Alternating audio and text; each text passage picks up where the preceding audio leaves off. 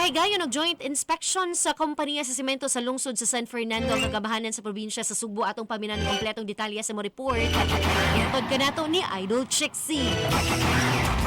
RMN Report.